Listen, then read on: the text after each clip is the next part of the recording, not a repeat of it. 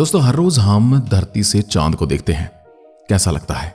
एक गोल जलते हुए लैंप की तरह। लेकिन क्या हो अगर हम चांद से पृथ्वी को देखें? क्या ये इससे ज्यादा खूबसूरत दिखाई देगी, या फिर इससे बड़ी दिखाई देगी, या इससे छोटी दिखाई देगी, या दिखाई ही नहीं देगी? आज की वीडियो में हम इसी पर बात करने वाले हैं। दोस्तों, हमारा चंद्रयान मिशन इस समय चांद पर पहुंच गया है। ये वही चांद है जिसे देखकर हम काफी खुश हो जाते हैं। बहुत सारे लोग तो इस पर गजलें लिख डालते हैं। बहुत सारी शेर व शायरी इसी पर लिखी गई है। इसकी ठंडी चांदनी हमारे मन को मोह लेती है। इसके बदलते आकार को निहारना हमें पसंद है। वैज्ञानिक भी चांद के बारे में और ज्यादा जानकारी जानना चाहते हैं, और इसलिए तो दुनिया भर के वैज्ञानिक चांद पर अपने मिशन भेज रहे हैं। अब जिस तरह से मंगल ग्रह पर हम इंसान जाने के सपने देखने लगे हैं, वैसे ही क्या हम चांद पर भी घर बना सकते हैं? ये सवाल हर किसी के मन में आ रहा होगा। और जब हम चांद पर बस जाएंगे तो वहां से धरती को देखेंगे तो कैसी दिखाई देगी? चांद पर जाने के बाद आप पृथ्वी को ठीक ऐसे ही देख पाएंगे जैसे चांद पृथ्वी से दिखाई देता है। यहां तक कि चांद से हमारी पृथ्वी कहीं ज्यादा सुंदर दिखाई देती है। आकार में भी ये चांद के मुकाबले काफी बड़ी होती है। पर हाँ, ये चांद की तरह चमकदार नहीं होती। जब 50 साल पहले नासा द्वारा भेजे गए नील आर्मस्ट्रांग वहां गए थे तो उन्होंने वहां से पृथ्वी की एक पिक्चर भेजी थी, जिसे देखकर नासा काफी खुश हुआ था। या यूं कहे कि इंसान बड़ा खुश हुआ था। बल्कि ये कहिए कि बहुत से लोगों की चांद से धरती को देखने की तमन्नाएं पूरी हो गई थी। दोस्तों, आपको पता होना चाहिए, आकाश में लटका हर एक ग्रह और उपग्रह एक गेंद की तरह है जो लगातार अपनी धुरी पर घूम रहा है। ठीक ऐसे ही चांद भी अपनी धुरी पर घूम रहा है और साथ ही पृथ्वी की परिक्रमा भी कर रहा है। इसके अलावा ये चांद अपनी धुरी पर घूमने के बावजूद अपना एक ही हिस्सा पृथ्वी की तरफ रखता है और उसका दूसरा हिस्सा हमेशा छिपा रहता है, जो हमें कभी दिखाई नहीं देता और ना ही हम कभी धरती से उसे देख पाएंगे। इस तरह उस भाग से पृथ्वी कभी दिखाई ही नहीं देगी, जबकि आगे वाले हिस्से से पृथ्वी कभी गायब नहीं होती। इसका यह मतलब हुआ दोस्तों, यहां आप पृथ्वी को देखकर करवा चौथ नहीं मना सकते।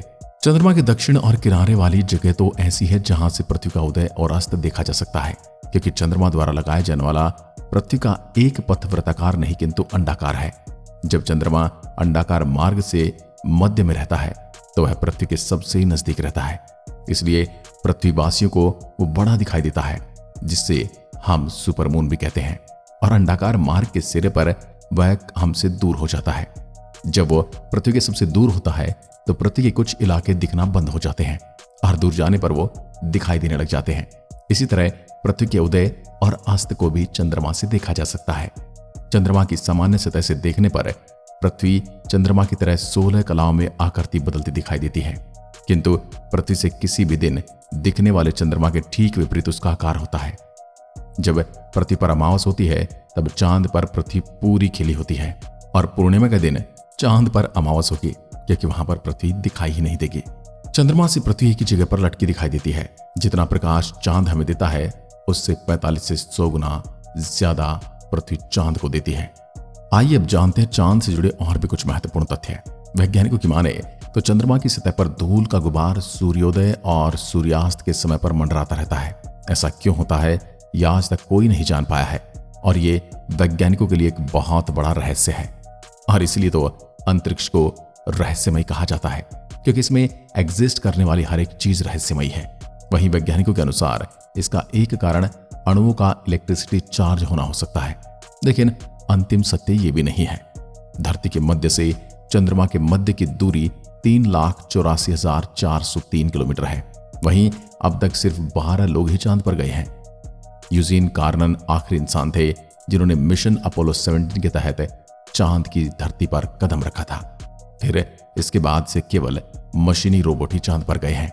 अभी अभी हमारा चंद्रयान 3 भी चांद के उस हिस्से पर गया है जो आज तक इंसानों के लिए दुर्लभ था। वहां पर कोई नहीं पहुंच पाया था, लेकिन चंद्रयान 3 ने इसमें भी महारत हासिल कर ली है। आपको यह जानकर हैरानी होगी कि नील आर्मस्ट्रांग ने चांद पर अपना पहला कदम रखा तो उससे जो निशान चांद की जमीन पर बने हैं वो अब तक हैं, और आने वाले कई लाखों सालों तक ऐसे ही रहेंगे। और अभी हमारे चंद्रयान रोवर ने जो इसरो और भारत का नाम चंद्रमा की सतह पर प्रिंट किया है, वो आने वाले कई लाख सालों तक यूं ही हमारी कामयाबी की गवाही देता रहेगा, क्योंकि चांद पर न तो हवा है जो इसे मिटा दे और न ही वहां पर कोई पानी है। अगर आप अपने इंटरनेट की स्पीड से दुखी हैं तो आपको बता दें कि चांद पर इंटरनेट की स्पीड बहुत अच्छी आती है। जी हां, नासा ने वर्ल्ड रिकॉर्ड बनाते हुए चांद पर वाईफाई कनेक्शन की सुविधा उपलब्ध कराई है, जिसमें 19 Mbps की स्पीड बेहद हैरतअंगेज है। एक अध्ययन में ऐसा पाया गया कि चंद्रमा के कारण धरती पर रहने वाले लोगों की नींद भी प्रभावित होती है।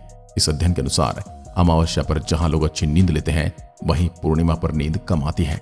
हालांकि इस अध्ययन की पुष्टि अभी नहीं हुई है, क्योंकि विज्ञान इस बात को साबित नहीं कर पाया है। इसे लेकर भी वैज्ञानिक अध्ययन जारी हैं।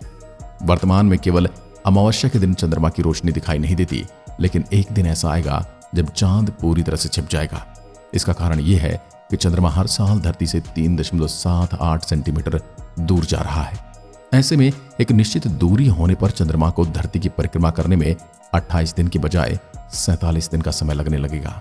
आशंका यह भी है कि अगर चांद ऐसे ही धरती से दूर होता जाएगा तो धरती की गुरुत्वाकर्षण शक्ति और कक्षा से दूर अंतरिक्ष में ही कहीं खो सकता है। अगर ऐसा हुआ तो धरती पर दिन केवल 6 घंटे का रह जाएगा और अधिक समय अंधेरा ही रहेगा। यह आश्चर्यजनक हो सकता है कि चांद की सतह पर बेहद अस्थिर और हल्का वायुमंडल मौजूद है। चांद पर पानी भी तरल नहीं बल्कि सॉलिड फॉर्म में मौजूद है, और वो भी चांद के उस हिस्से पर जहां तक अभी कोई नहीं पहुंच पाया है, चंद्रयान 3 के अलावा। नासा के LADEE प्रोजेक्ट के मुताबिक ये हीलियम, नियोन और आर्गन गैसों से बना हुआ है। क्या आपको पता है कि चंद्रमा का व्यास 3476 किलोमीटर है, जो पृथ्वी के व्यास का 1/4 भाग के बराबर है। चंद्रमा का आकार बृहस्पति और शनि के उपग्रहों से भी बहुत कम है।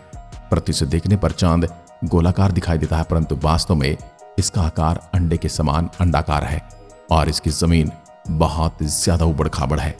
चांद की सतह पर गोल्फ भी खेला गया है। गोल्फ खेलने वाले अंतरिक्ष यात्री एलन शेफर्ड थे, जिन्होंने 1971 में चंद्रमा की सतह पर गोल्फ खेला था। उनके द्वारा हिट की गई गोल्फ की गेंद ने 800 मीटर का फासला तय किया गया था। मुझे तो आज तक यह भी समझ में नहीं आया कि अमेरिका ने जाकर वहां पर गोल्फ खेला, वहां पर जाकर झंडे लगाए, लेकिन खोज क्या की यह आज तक समझ नहीं आया। आपको आई हो तो जरूर बताना, क्योंकि चंद्रमा पर पानी की खोज भी भारत ने की है।